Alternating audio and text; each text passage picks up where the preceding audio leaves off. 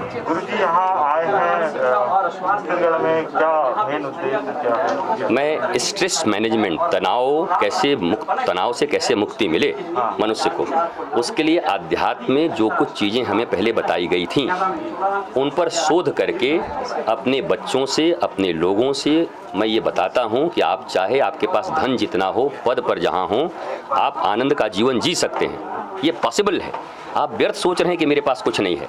अगर आपका भाव बदल गया, सोचने के तरीके बदल गए, क्योंकि डिप्रेशन की कोई दवा दुनिया में बनी नहीं, सबसे ज़्यादा वही रोग है। तो जब दवा है ही नहीं, रोग वही है, तो दूर कैसे करोगे? दूर आपके सोच में है। वो सोच मैं जागृत करता हूँ धर्म के आधार पर, और लाखों लोगों को लाभ होता है। मैं छत्तीसगढ़ भी इसीलिए आया हूँ, मेरा ये कर्म भूमि रहा है। मैं छत्तीसगढ़ से बहुत प्रेम करता हूँ। हमारे यहाँ लाखों बच्चे हैं, मैं उनसे मिलने, उनका दर्शन करने और उनको वो टिप्स देने आया हूँ कि सब मस्त रहिए, आनंदित रहिए और अपने जीवन से तनाव को दूर रखिए। जिन राज्यों में सबसे ज़्यादा धार्मिक, वहीं सबसे ज़्यादा अपराध क्यों है? जिन राज्यों में सबसे ज़्यादा गंगा बहती है, उत्तर प्रदेश से आपका मामला होगा तो मैं, उत्तर प्रदेश, बिहार, 2 राज्य। अच्छा, गंगा बहती है तो राम, और वहाँ मेन पीठ भी वही है। राम तेरी गंगा मैली हो गई, पापियों के पाप धोते धोते। ठीक है, गंगा खुद ही प्रदूषित हो गई है। उनके किनारे पे रहने वाले लोग कैंसर की बीमारी से ग्रसित हो जा रहे हैं। पर गंगा को प्रदूषित किसने किया है? गंगा ने, आपने और हमने आपने किया है। व्यक्ति के ऊपर वर्क होगा। कोई गंगा किसी को शुद्ध नहीं बना सकती, कोई हिमालय किसी को शुद्ध नहीं बना सकता। आप जब चाहोगे कि आपके भीतर परिवर्तन हो और आप आनंद का जीवन जिएं, तभी हो सकता है। नहीं, मंदिर में बैठ के भी आप गलत काम करेंगे और कोई मैखाने में बैठ के भी धर्म की बात कह सकता है। तो व्यक्तियों के ऊपर निर्भर होता है, कोई प्रदेश के ऊपर, देश के ऊपर, मंदिर के ऊपर। क्षेत्र से क्या होगा? क्या करोगे क्षेत्र से?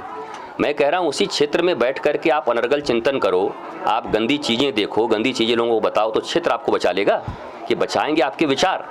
परिवर्तन विचारों में होना चाहिए, और ये तभी हो सकता है जब आपको फुर्सत हो बैठकर सोचने के लिए। अभी तो आपको मुड़ने का फुर्सत नहीं है, खाने कमाने में। जब फुर्सत ही नहीं तो आप अपने आनंद के विषय में सोचें कहाँ से? आप खाइए, कमाइए, हाय हाय करते रहिए। 70 साल के बाद मरना है, मर जाइए, ये भी चॉइस आपके पास है।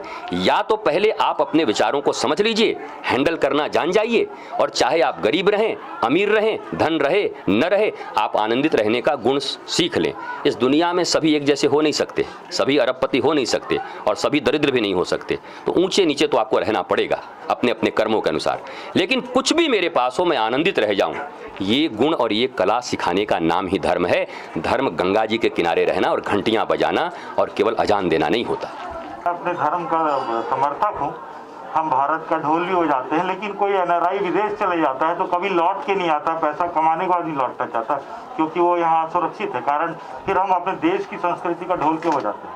हम सुरक्षित नहीं। अब मुझे तो, मैंने आरटीआई भी डाला नहीं है। आपकी बात के लिए मैं आरटीआई डालूंगा कि कितने लोग एनआरआई गए वहाँ और कितने लोग यहाँ आए। मैं तो विदेशों के जितने भी लोग हैं वृंदावन में, मैं लाखों लोगों को धोती और लाखों विदेशी महिलाओं को साड़ी पहन के और 4 बजे सुबह हाथ में ऐसी माला लेके हरे कृष्ण कृष्ण कृष्ण हरे हरे, हरे राम राम राम हरे हरे, ये करते हुए देख रहा हूँ।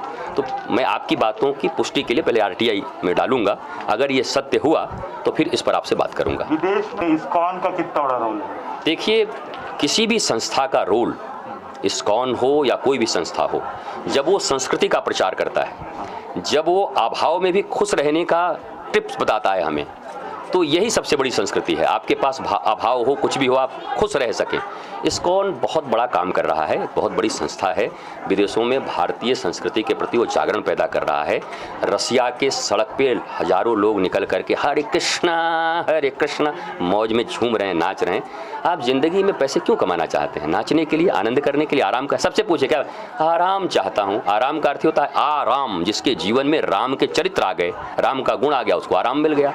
तो इस्कॉन बहुत अच्छी संस्था है।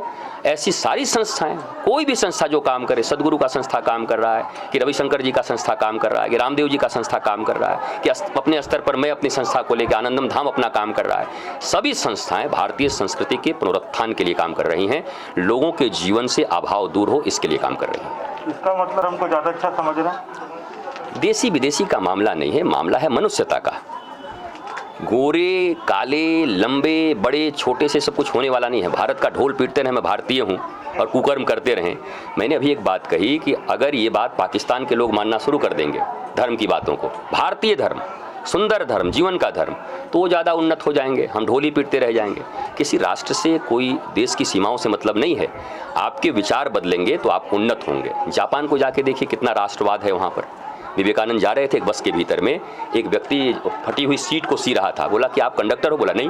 बोला आप इस बस के कर्मचारी हो? बोला नहीं। बोला कौन हो? बोला मैं इस राष्ट्र का नागरिक हूँ, मेरे राष्ट्र की संपत्ति का यह सीट फट गया है, इसमें लोग उंगली डालकर और फाड़ न दें, इसलिए मैं इसको सिल दे रहा हूँ क्योंकि राष्ट्र मेरा है। विवेकानंद ने कहा वाह वाह वाह, जापान की उन्नति के पीछे ये रहस्य छिपा हुआ है जहाँ का प्रत्येक व्यक्ति राष्ट्र और राष्ट्र के संपत्ति के प्रति इतना संवेदनशील है।